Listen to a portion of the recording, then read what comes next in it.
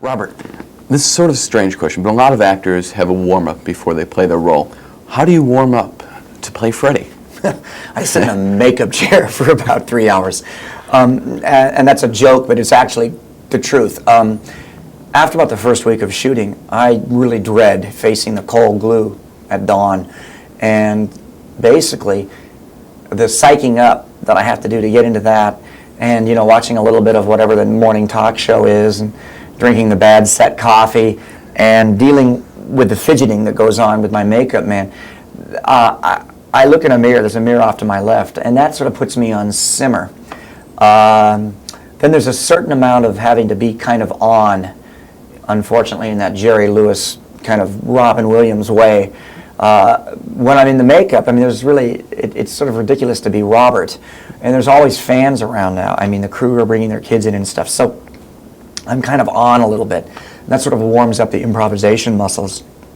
So those factors combined basically get me warmed up. Because, most of the work I do is so exact. If I move this far, I ruin a special effects shot. I've got to be pretty exact. So that stuff kind of just keeps me on simmer most of the time. Back on part one, I used a lot of good old-fashioned sense memory kind of method preparation, and Johnny Depp and Heather Langenkamp were my co-stars, as you remember, in part one. And I would sit there and watch these two gorgeous, young, pink-cheeked, juvenile ingenues sitting there in the makeup room with me, drinking their Evian and getting pampered and having their whole careers ahead of them. And I was like 34, 35 then, and I'd had my hills and valleys in Hollywood.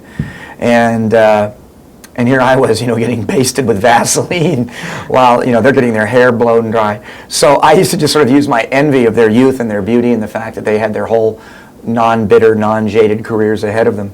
And I realized one day that was like a real parallel to sort of how Freddy feels about youth and beauty in the future. His own distaste and his own loathing of it, because of course he has no youth and no beauty and no future. And it kind of worked for me. But I don't really need to use that anymore. That was sort of like the work on part one, and that sort of is summoned up now when I get in character as a result of just sitting through the makeup ordeal. Now, as an actor, you've really done a stretch. I mean, you've gone from V, the shy and quiet, to Freddy. What would you like to play next?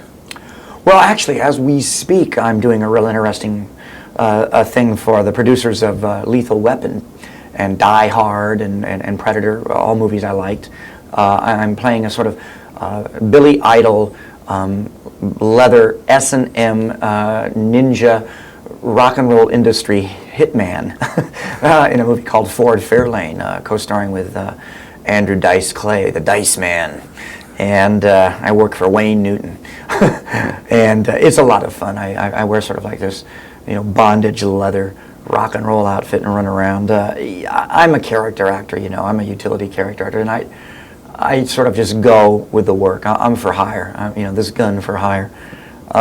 I want to do some more directing, obviously, and I think probably the stuff I do the best, although it's not necessarily the most difficult for me or even the most challenging, but what I really do best is the best friend. I'm a good sidekick, and I'd like to do more of that. I'd like to sidekick some of the stars out there today. I just love what Mr. Grodin did with Mr. De Niro in that film, and I'd like to get a chance to get a crack at a couple of those. Now, dealing with Nightmare on Elm Street 5, Freddy's really killed off most of the original Elm Street kids. Who's next? Well, what happens in 5 is, Freddy's powers are quite diminished, and one of the writers found out that fetal tissue in the womb of the unborn child begins to dream at 7 months. So what Freddy does is he can't get to any of the surviving Elm Street brats. So what he does is he gets to the unborn child of the character of Alice from Nightmare 4. She's preggers, as we used to say, with Dan's child. And Freddy makes the baby dream of Freddy's own birth. And the mother begins to sense these nightmares that her child is having inside her.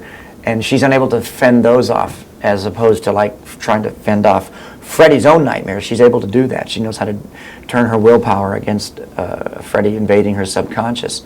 But she can't stop dreaming her child's dreams. And that's how Freddy sort of unlocks the key to getting back to Alice. And then, of course, Alice has that strange gift of bringing others into her dream. And that's how Freddy sort of opens the door and gets back at new meat.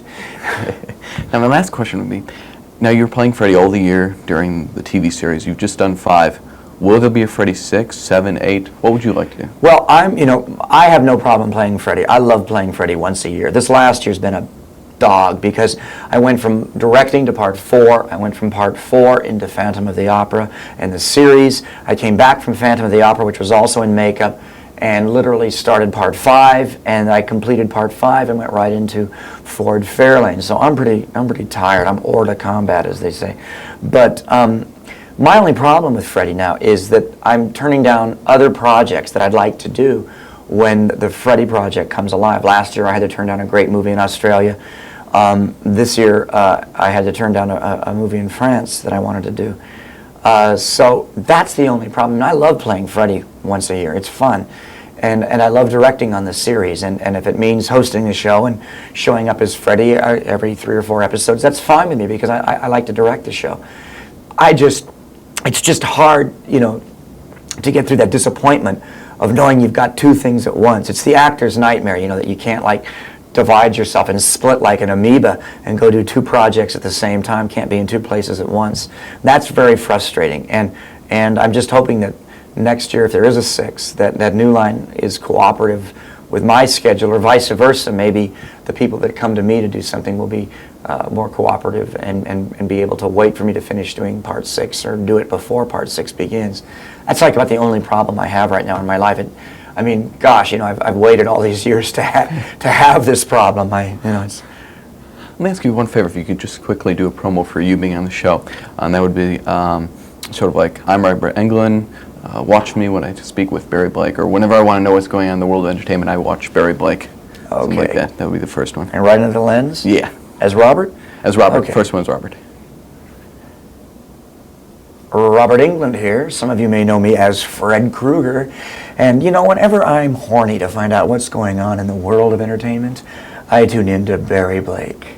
Barry made me say it. He's holding a gun to me. You can't see him. He's right off camera. Beautiful. And last one. If you just say, as Freddy promoting Nightmare 5, I'm whatever you want to say. I'm Robert Englund. I'm going to be talking about Nightmare on the Street with Barry Blake. Yeah. Watch it or die, like you did that last time. Robert Englund here. Some of you may know me as Freddy Krueger. Well, I'm going to be talking with Barry Blake about Nightmare on Elm Street Part 5, The Dream Child. Check out that interview or die.